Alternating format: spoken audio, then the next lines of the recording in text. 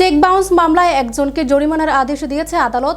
1 মাসের মধ্যে 7 লক্ষ টাকা জমা দেওয়ার জন্য বলা হয়েছে ব্যক্তিকে। ঘটনা 31 আগস্ট 2020 সালে তেলিয়ামুড়া থানাধীন জারুই লংবাড়ির জৈনক কমল দেববর্মা ওই তারিখে তেলিয়ামুড়ার শান্তিনগর এলাকার ব্যবসায়ী সরজিৎ পালের কাছ থেকে ব্যক্তিগত পরিচিতির খাতিরে 6 লক্ষ টাকা ধার নেয়। কিন্তু মাসের পর মাস কেটে গেলেও ধারের টাকা পরিশোধ করছিল না কমল দেববর্মা।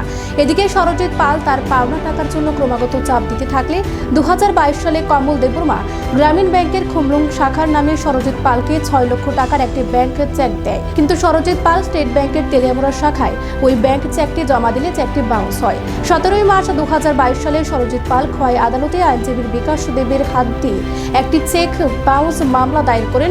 শুনানির পর শুক্রবার খোয়াইয়ের প্রথম শ্রেণীর বিচার বিভাগীয় আদালতের বিচারক চেক বাউন্স মামলায় রায় প্রদান করতে গিয়ে অপরাধী সাব্যস্ত কমল দেববর্মাকে 7 লক্ষ টাকার জরিমানা করেন।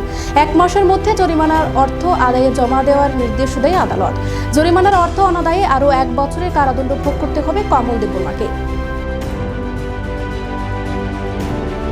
আজ আমাদের মাননীয় জেএম ফার্স্ট ক্লাস কোর্ট নম্বর 1 শ্রীমতী রীনা দেববর্মা একজন আসামিকে চেক বাউন্স কেস মামলায় 7 লক্ষ টাকা জরিমানা করেছেন এবং 1 বছরের জেল দিয়েছেন, অনাদায়ে 1 বছরের জেল দিয়েছেন।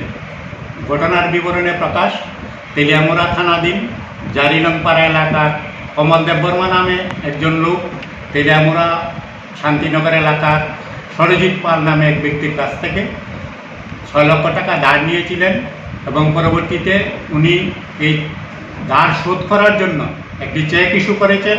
সেই চেকটি ব্যাংকে যাওয়ার পর বাউন্স হয়েছে। তার পরিপ্রেক্ষিতে আদালতে মামলা হয়েছে। সেই মামলায় তার বিরুদ্ধে আজকে আদালত সেই মামলার রায় শুনিয়েছেন এবং তাকে 7 লক্ষ টাকা জরিমানা করেছেন, অনাদায়ে 1 বছরের জেলের নির্দেশ দিয়েছেন। আগামী 1 মাসের মধ্যে সেই টাকা যদি উনি মিটিয়ে না দেন তাহলে তাকে 1 বছরের মধ্যে জেল কাটতে হবে সেই কমল দেববর্মা।